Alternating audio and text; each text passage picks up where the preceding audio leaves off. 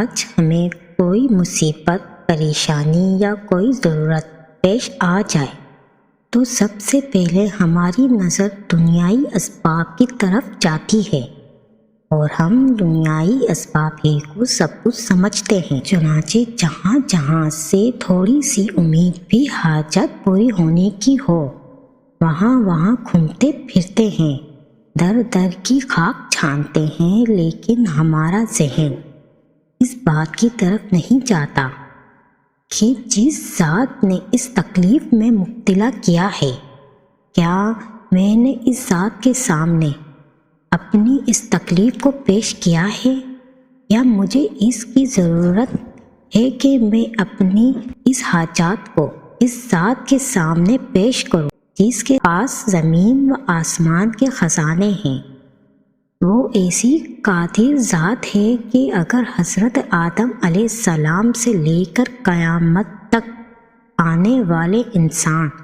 اور جنات سب کے سب ایک میدان میں جمع ہو جائیں اور سب اپنی اپنی خواہشات کے مطابق اللہ تعالیٰ سے مانگے اور اللہ تعالیٰ ان سب کو ان کی خواہشات کے مطابق دے،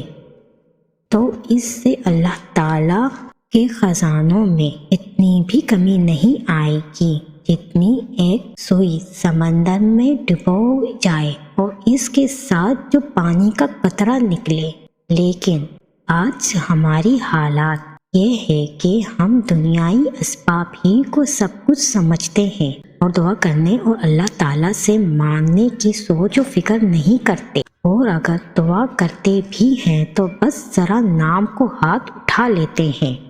نہ دل حاضر نہ اداب کا خیال، ہاتھ اٹھائے اور منہ پر پھیر لیا، یہ بھی پتہ نہیں کہ زبان سے کیا کلمات نکلے اور کیا دعا مانگی۔ اور دنیا میں کسی دوسرے آدمی کے سامنے انسان اپنی حاجت پیش کرے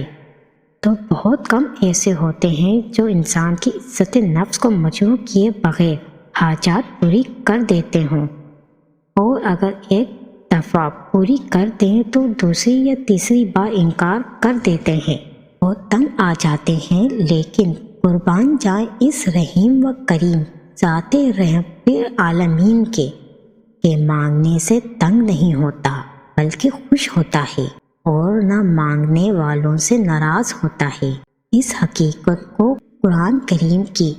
آیت کی روشنی میں دیکھیں، اور تمہارے رب نے فرما دیا ہے کہ تم مجھے پکارو، میں تمہاری دعا قبول کروں گا۔ بلا شبہ جو میری عبادت دعا سے تکبر کرتے ہیں،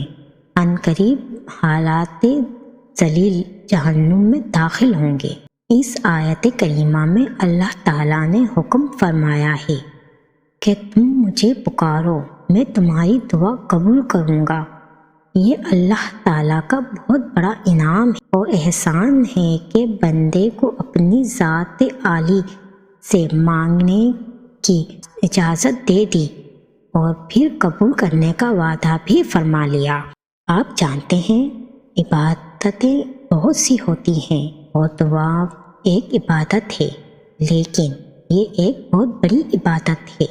عبادت ہی نہیں، عبادت کا مغز ہے اور اصل عبادت ہے،